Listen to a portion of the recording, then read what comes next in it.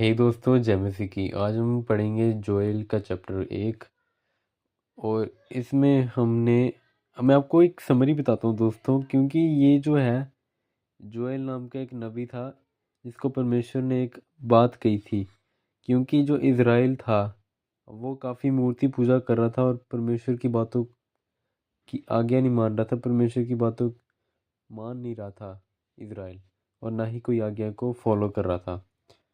तो यहाँ क्या होता है कि परमेश्वर जोएल के नामक एक नबी को एक संदेशा देते हैं, जो कि उसने सभी को बताना है, इस सभी इजरायलियों को। क्योंकि जो इजरायली लोग थे वो मूर्ति पूजा कर रहे थे।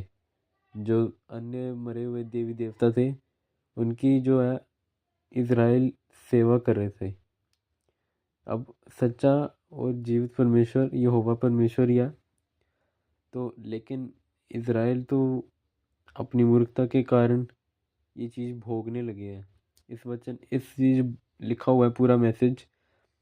यहाँ जो परमेश्वर कहता है, जोएल नामक एक नबी को संदेश देता है कि वो जो है एक टिड्डियों का आक्रमण करेगा इज़राइल पे, क्योंकि वो मूर्खता वाली हरकत करते हैं। जो जीवित परमेश्वर है उसकी सेवा नहीं करते।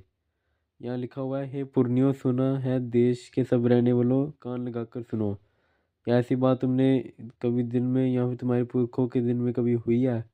अब यहाँ जोएल जो है वो पूछ रहा है कि ऐसी चीज़ कभी हुई है, क्योंकि पहले इज़राइल में कभी ऐसी चीज़ हुई नहीं थी जो अब होने जा रही थी।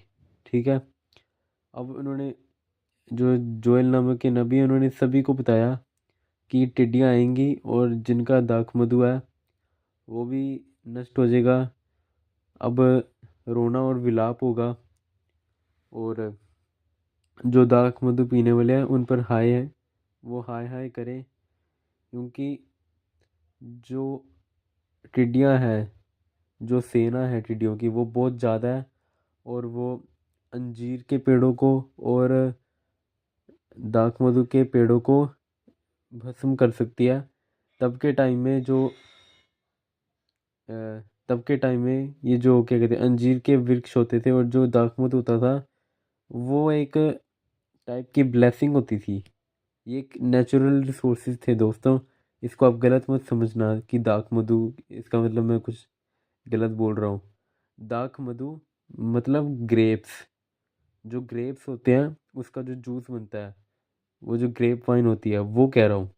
ठीक है। तो वो नष्ट हो गई, उसके बारे में वॉर्न कर रहा है। तो आज के लिए इतना ही था। मिलते हैं अगले